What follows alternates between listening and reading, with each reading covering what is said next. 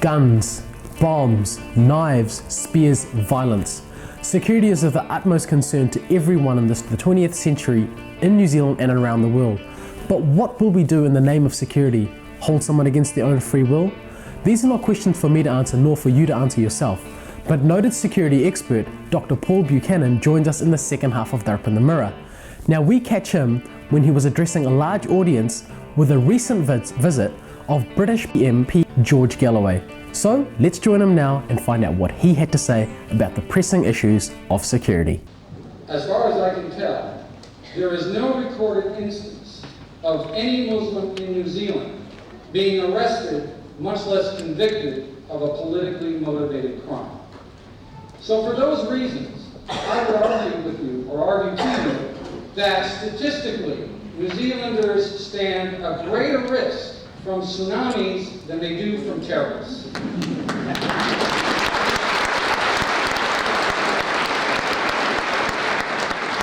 But it doesn't end there, because when you do threat assessments, you have to be comparative in perspective. That is, size up the threats around you in order to prioritize your responses to them. Now, what I'm about to say, I say with some degree of agnosticism, and I don't mean to be polemical, but I'll simply put out what I consider to be the facts. Let us consider all of the people who have been killed by the so-called jihadi enterprise since 1993, the first World Trade Center bombings. Being generous, in my estimation, the total number of people, to include 9/11, to include various bombings in the Middle East and the embassy bombings in sub-Saharan Africa, to include the attacks on the Israeli embassy and the Jewish center in Buenos Aires, Argentina, the total number of people, heinous as it is, amounts to approximately 10,000 people. Now let us think of the total number of civilian non-combatants killed by U.S. military forces in the same time period. I don't know what number you would put, but I would argue that the number would exceed 5 to 10-fold the total number of people killed by jihadis over the last 15 or so years. And the incredible thing about that figure is that most of those killed by U.S. military forces are Muslim. Muslims who had nothing to do with the jihadi enterprise. So you might ask yourself, who possibly could sell Islamophobia in a peaceful place like New Zealand under those conditions?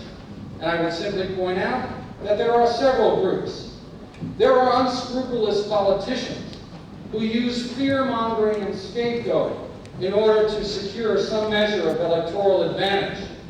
There are security agencies who, taking advantage of the window of opportunity presented to them by 9/11, in order to expand their powers, in order to expand their budget and personnel, raise the specter of the jihadi threat amongst us. There are non-Muslim religious extremists who want to use the specter of Islam and proselytizing Islam in order to gain religious support for their extremist views. And there are, of course, political groups of various persuasions with little interest in Islam per se, who want to use the Islamic struggle in this current juncture for various political gains. My point is simply this: the threat in New Zealand does not exist. But there is a potential for that threat to materialize. And it's one that all security analysts understand, particularly those in Europe. And that is the following: if you target people because of who they are, rather than anything that they have done, you will breed resentment amongst those targeted classes. The more you do so without merit or justification, the more resentment you will breed. And in the measure that that resentment grows, the siren call of the extremist appeal becomes more attractive. We do not need to go down that path. We do not need to heed the warnings of the scaremongers. And it's proof tonight that there are people in New Zealand who understand that it is a ruse. It is a ruse to divide what is the most peaceful society that I have lived in, and I have lived in several places.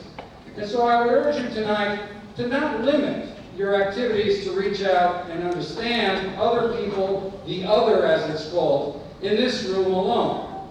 But understand that in order to overcome the xenophobes, the racists, and the bigots, we have to go back into our communities and explain to them, as I've known now from living in many places, at the end of the day, we share much more commonalities as people than we do differences.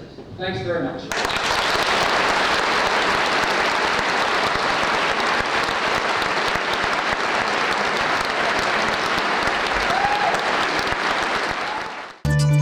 Next week. To my astonishment, as this group of fundamentalist evangelical fanatics rose and stood in a state of rapture at these racial and religious slanders against Islam and Muslims, sitting in their midst in Wellington 3 nights ago, to his eternal shame, was the Honorary Consul of Israel. Shame on him for sitting in such company. The world's most amazing bridge, a wonderful piece of architecture, a heroic bridge, a great icon for good design and the city of sails. And by putting that together, we can sort of go forward to the rest of the world and say we are the pure New Zealand. We are, thinking forward. We're putting these great architectural statements forward, and it's going to attract people to the city.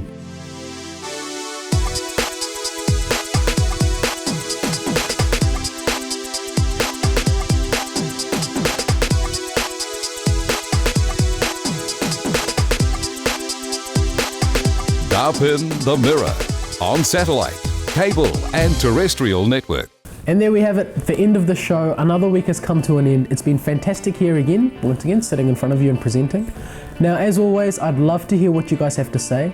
The good, the bad, and the ugly, just keep it coming in.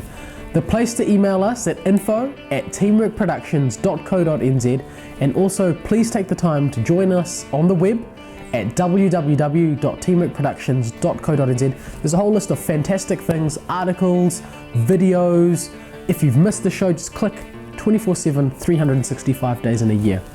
Now, my quote for this week, and it comes as a New Year's quote, and it's from the Queen of Daytime Television, Oprah Winfrey, and it goes, "Cheers to the new year, another chance for us to make do for our mistakes." Something for us to all think about. Until next week, my friends, to the stars and beyond, be safe and be well. I'm your host for Up in the Mirror, Javed Khan. Pomarie, take care.